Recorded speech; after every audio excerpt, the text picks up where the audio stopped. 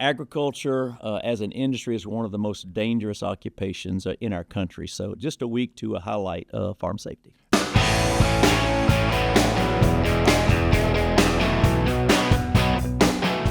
Hey everybody, welcome to the Louisiana Farm Bureau Podcast. I'm your host, Carl Wiggers, and today joining me is Avery Davidson, Matt Sirgo, and Wendell Miley from the Facilities and Safety Department. Avery is not part of the Facilities Department, No. Everybody's curious, but today we're talking all about National Farm Safety and Health Week, which is this week. So guys, welcome to the podcast. Thank you. Glad to be here. Thanks for having us. This is y'all's second time I think we've done this kind of podcast where we talk through all these different issues and topics that are going to be covered. Tell me where, Wendell, I know you've been part of AgriSafe for a while and this network, but where does this National Safety Week kind of idea come from? Did it start forever ago? It's been many decades ago. It's been a proclamation that the president signs for that second or third week in September, just to highlight a week where we can focus on trying to educate the farm community about what you need to be doing to stay safe on the farm. As I've said a million times through the years, Carl, agriculture as an industry is one of the most dangerous occupations in our country. So just a week to highlight farm safety. Generally, do you think, I mean, you've been around this for 30 years-ish. Do you think we're getting safer? I mean, I know the job is never going to be totally safe. It's always going to be dangerous. But over the years, have you seen that trend? I think that's a good question because I think we have, just because back in the day, we were the source of farm safety material and programming. Nowadays, with social media, with information at your fingertips, whether it's on your phone, your computer, I think the messages are out there, and I think the numbers have gone down through the years, and depending on the topic as well. But I do think the trend has gone down. And you also got to think technology has changed over these years to where some things are now mechanized, where people don't have to do it. You have ROPS on tractors now, rollover protection systems. You have a lot more safety equipment there. Yes. Yeah, that wasn't there 30 years ago. When you started up in this role, Wendell. Not to poke that. I'm just going to say they've got seat belts on tractors now. Yes. That probably was not the standard back in the day before they were. This is true, but when you speak of ROPS and seat belts, there's not one known fatality that I'm aware of where a tractor's rolled over, that operator had his seat belt and was killed. So they do go hand in hand, and they do save a lot of lives. Well, Matt, you've been on this team for what, 5 years? I made 6 years. 6 years. Yep. So but you're not new to safety. You came into this role that you're in with a safety background already. For anyone listening that isn't aware of you don't have the 30 plus years of experience that Wendell Miley does, but give us some background on where safety, like how safety's played a role in your life and in your career. It's been a big part of my career.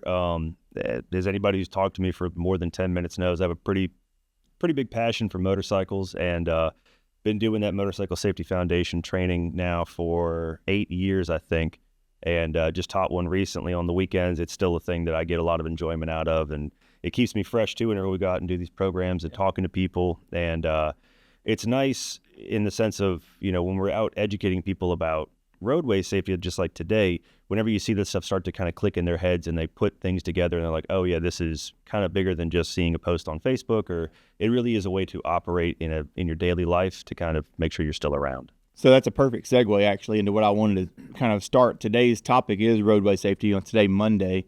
But I'm not part of the motorcycle community, but I've seen the posts, share the road, those types of posts all the time. But that's also true in ag. Like, it's probably more true in ag, especially with the slow moving vehicles that a lot of farmers are using, right?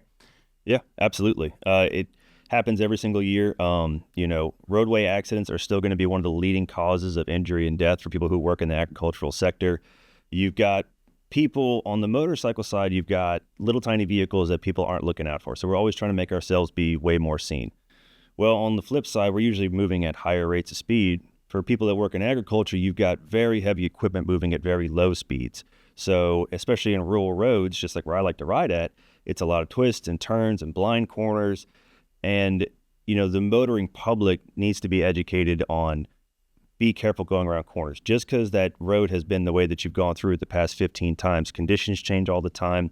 As you guys know, harvest kicks off and y'all are running 24/7. So it can happen at any time. And we always try to tell people who work in agriculture, to the best of their ability, avoid the heavy traffic areas. But we also know that they've got a huge job to get done. They're trying to make sure that we've all got food on our tables, long, stressful hours. So as long as they've got that SMV with their flashing lights and they do their best, if you can get a chase vehicle, fantastic. But, just do the best we can. It was what we always try to preach, that message. Nothing's ever perfect, but we can try to get close. Yeah, sugarcane harvest is going to be starting up this week in some areas. And I mean, there's a big crop out there. Yes.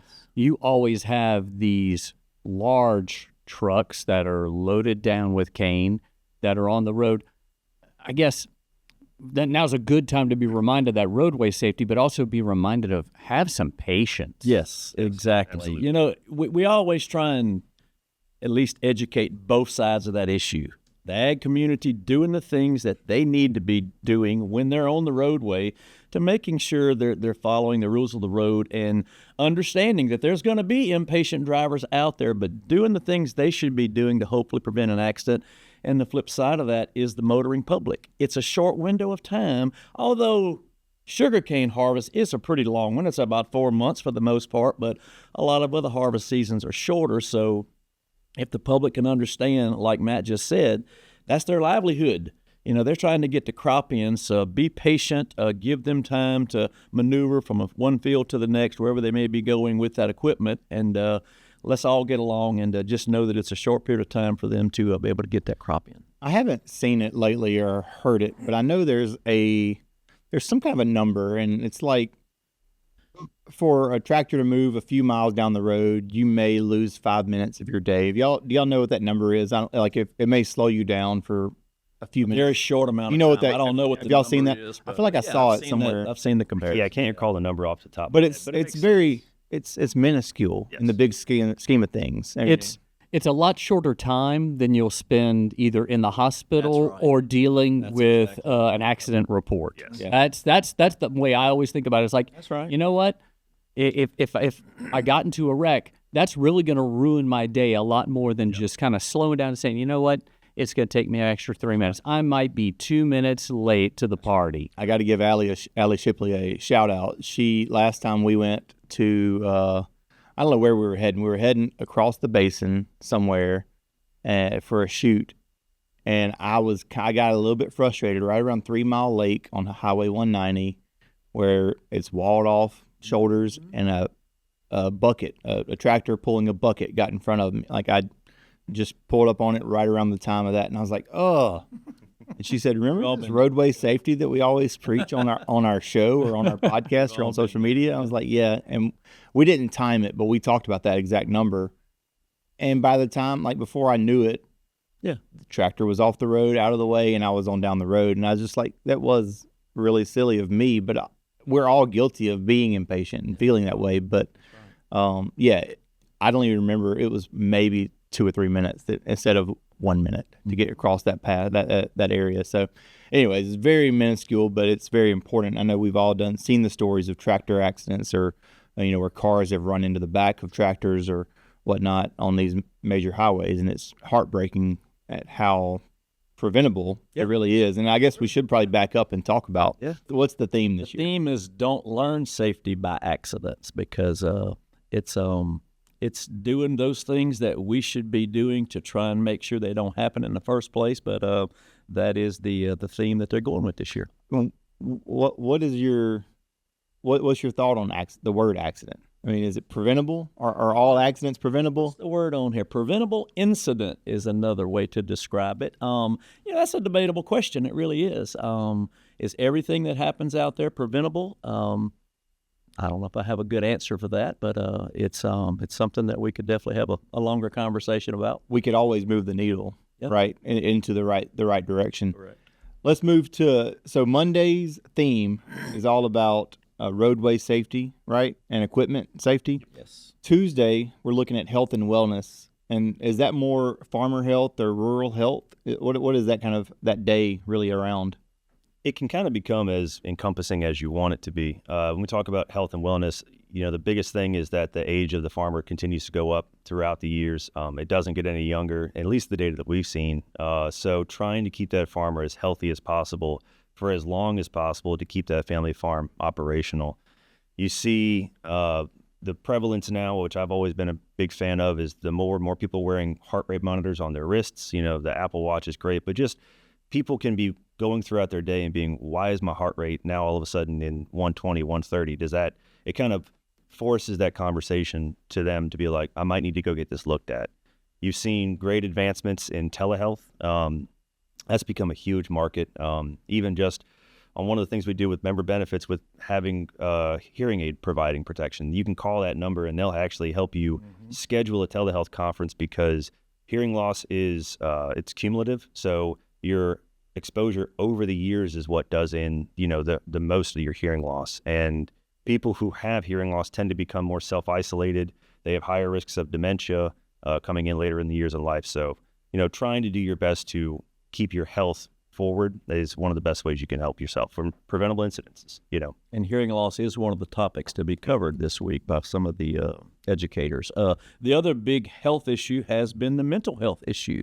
As we all know, the program that AFBF has put out there, Mental Health State of Mind, has been out there for several years now, and just trying to, it's not as taboo as we know as it used to be. So if there are issues that you're dealing with, there is help out there for you, and we're glad to see that it's being spoken more nowadays compared to years past. Yeah, I know that the Louisiana Department of Agriculture and Forestry and Louisiana Farm Bureau teamed up recently on an ad campaign to make sure to bring mental health awareness forward. They have the Stay Rooted program at Department of Ag and Forestry. American Farm Bureau has the Farm State of Mind program, and we have all of those links on the Louisiana Farm Bureau website as well. Yeah, and that's really, you talked about, Matt, you said the trend is an aging farmer, but at the same time, we're having that trend to where, talking about mental health is not as taboo now. So it seems like that would almost, they would almost contradict themselves or each other, but it's kind of nice to see that it's not. And it's encouraging to me as someone with a lot of family in the farming industry that's not something that we're going to run from now, maybe, or at least run as fast from the topic of mental health. Didn't even look ahead to know how perfect of a transition that was. But the next topic for Wednesday is generations of farming. What is that all about? I'm asking y'all these questions like y'all wrote these topics. y'all came up with these ideas, but they're all Matt's ideas. They're all came up with Matt. You wrote this, right? You wrote the schedule. I got right. But generations, I mean, that is, you're talking about an aging farmer. You're talking about, it's a time where we're hopefully seeing more and more young people coming onto farms and having these staggered generations of operators on farms. What's going on that day? So with that, AgriSafe does a bunch of really good webinars. One of the ones that they talk about on one of those days is actually training future generations of farmers through registered apprenticeships. So trying to get that younger generation exposed to farming at a young age. Ag in the Classroom does this. And for our farmers that have kids and grandkids, it's always kind of a topic that we want to touch on, where we want those children to be exposed to the lifestyle of farming, why it is such a great way to why it is such a great way of life, but also trying to make sure that, children are put with appropriate tasks. It's all great to want to put them on a zero turn and have them go mow the lawn, but are they old enough to reach all the controls, and do they know how that operates? So while it's great that you want to expose younger generations to farming and the outdoor lifestyle, you want to do it carefully. That was the highlight of a certain summer for me. Whenever I finally weighed enough to hold the seat down, I could reach all the pedals on the lawnmower. Didn't know what I was signing myself up for at the farm, but drove a Dixie chopper way before I had a driver's license. Yeah, same. But that is an important thing, and it's exciting to see that that's becoming a focus, because somebody's got to grow the food and we need our farmers to be safe, and we need our farmers to be replaced in a way of like the next generation of farmers coming up. So that's exciting. Confined spaces. Yeah, we've spent a lot of time on this. We've had many a podcast on this. We've had many a training on this. Yes. And I know, Wendell, you've been involved in this for more than a decade now, but Thursday's topic is all about confined spaces. And I know when I say this, we're all thinking grain bins, but it's not just grain bins. But how important of a day is this for you, I think, for our farmers and people around farms? You know, it's probably the one that we get the most conversation about in our department nowadays is going out and hosting those 3 trainings that we do around the state. We move it around the state from year to year, and you know, just looking back at people that have been through the program, we know of 3 people in our state who have been saved as a result of attendance at this program through the Louisiana Farm Bureau and the Mississippi Farm Bureau folks that come over and help us do it. So it's something that's needed. It's something that we are proud to go out and be a part of, and we hope to continue to educate farmers as we continue to raise grain crops here in Louisiana. Man, I know the grain bin safety workshops. It's not just you go and sit and listen to somebody. There's hands-on activities, and I know, Carl, both you and I have been the ones to actually get trapped in the grain bins. Matt, you've done it too. Wendell, I'm about to say, Wendell, you haven't? I've never been swept down in the grain. Well, we got to fix that. I need to do that for I think so. retire, Matt. I'm about to say, we got to make that happen. I mean, once you're up to your waist, man, you ain't moving. I mean, you are stuck. You're not. I mean, and you probably were lucky, Matt. They had the auger to be able to pull the grain out. I had to scoop that out myself, man. That was about 30 minutes of me doing this. My right arm was tired. It was a harrowing experience for sure. And I mean, one of the nice things too about, you talk about confined space training that they always focus on in that is trying to remove that isolation and stopping that farmer from going into those confined spaces totally alone. I mean, just the act of having somebody with you that can help report or try to get you out of that area is so important. Or even just have somebody help you shut off an auger if it's running. If something happens, these mistakes happen on farms all the time, just like they do anywhere. Yeah. But having somebody there to help you and assist you and stop that from happening is major. What's really impressive to me about these trainings is, one, the attendance is almost always they're usually very impressive. But what's neat is the amount of time spent talking about the conditions that create problems, and like the bridging and whatever the different things for farmers to look for or for first responders to look for inside of a tank. To even that kind of goes back to that preventable incident thing, because if you look at it and you see some of these signs that we talk about in these trainings, the farmer may be hesitant or think of another option, or maybe at least go get somebody else to come with them and be a spotter for them. So that kind of gets into that preventable side of it, That's right. which I think is a huge aspect. I mean, we would love to have no rescues needed because farmers took all the right steps before they even got into the tanks and used all those precautions and things. As Matt was talking about, the old buddy system. Yeah. And that can make all the difference in the world, just letting one person know, hey, come keep an eye on me while I'm in here. Keep an eye on me while I'm going in to deal with this auger issue. Mm-hmm. That can make all the difference, just having somebody there who can either pull the plug, push the stop button, or just call for help. That way they get there in time. That's right. Also, I mean, not to get into all the grain bin trainings, but like a harness and a rope goes a long ways. Yeah. Being tied off at the top of that bin, it's hard to sink when you're tethered, stopping you. Yeah. They only go so far. Yeah. But I wanted to also mention something that you guys have worked on over the past 6 months, is this map that we have now, highlighting all the areas that you can get one of these rescue tubes. These are game changers in a rescue situation, these tubes and augers. How many are we up to? Do you know how many we have in the state now? Project that I really have worked pretty closely on, trying to come up with this document that details where they're located. And when the map was done, I think Josh over there helped to make that happen with Valerie, plotting where those rescue tubes are located around the state, and pretty much in grain-producing areas of Louisiana. But we're up to about 29 locations of those tubes, whether it be a fire department, or whether it be on a farmer's farm, a few of those are there, or whether it be a grain facility. We have quite a few that are located around the state as well. And that information has been distributed to the Farm Bureau folks around the state of Louisiana, as well as 911 operators. So when they get that call, they can hopefully pull up that document and say, okay, you're here, here's the closest one to you. And then that information is there for them to be able to make that call to get that to them sooner.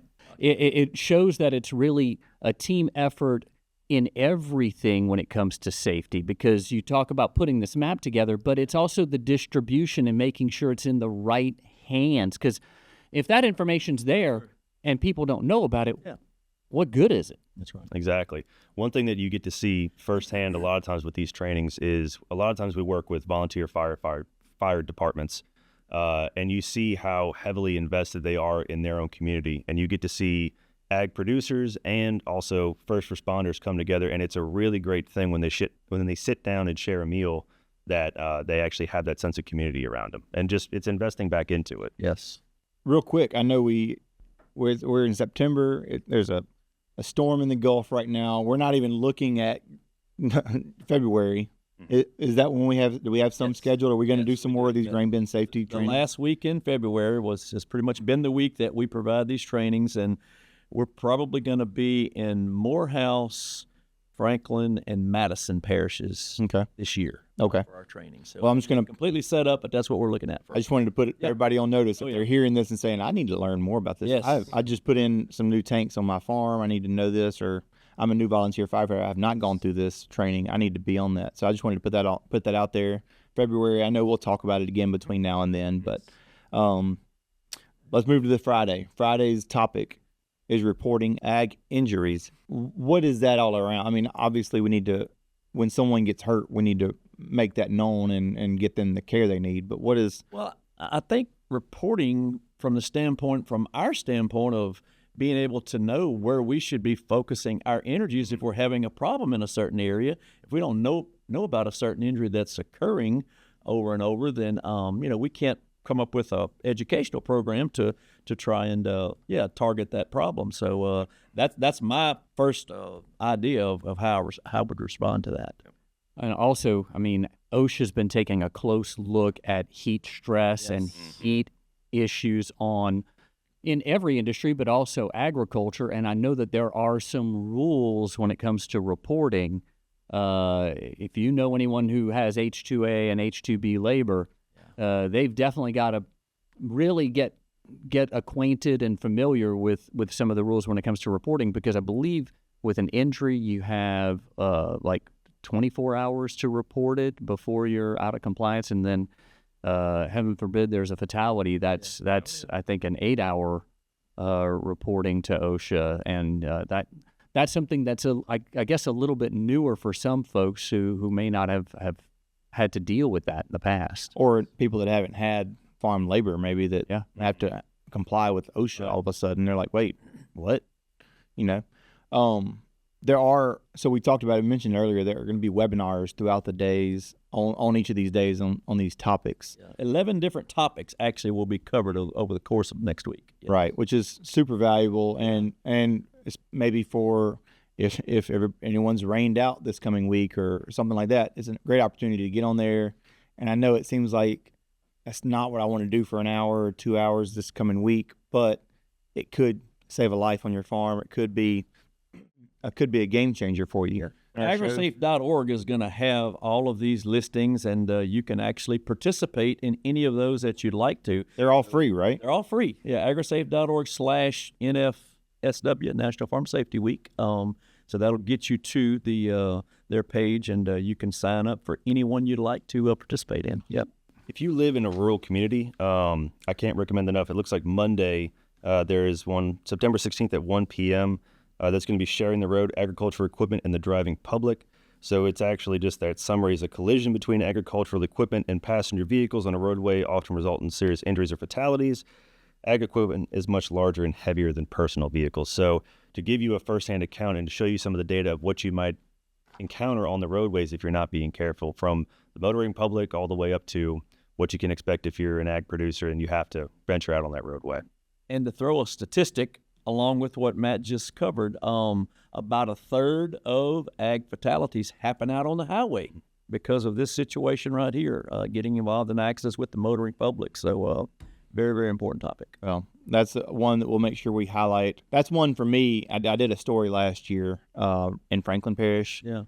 Farmer I've known my entire life who was hit by a car from behind, survived, but it was terrifying. And just learning that story, it's just like, man, it's again, just terrifying how real it can be and how severe it can be, how quickly it can happen. So, that's very important. I'm so glad to do that, to help promote that.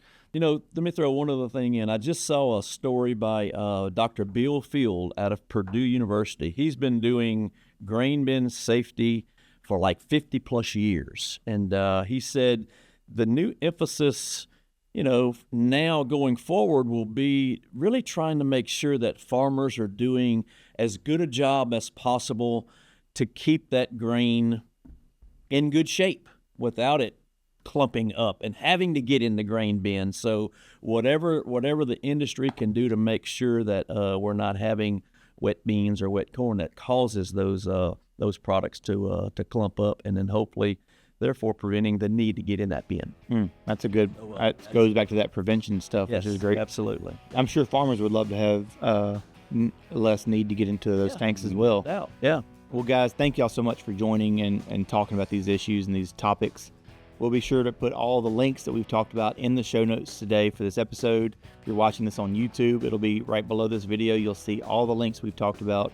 And if this is your first time listening or watching us on YouTube, share it with a friend, subscribe, hit the like button, give us all the kudos that you can. Share it with a friend, and we really appreciate you listening and taking the time to learn about National Farm Safety and Health Week. We'll be right back here next week. We'll see you again here on the Louisiana Farm Bureau Podcast.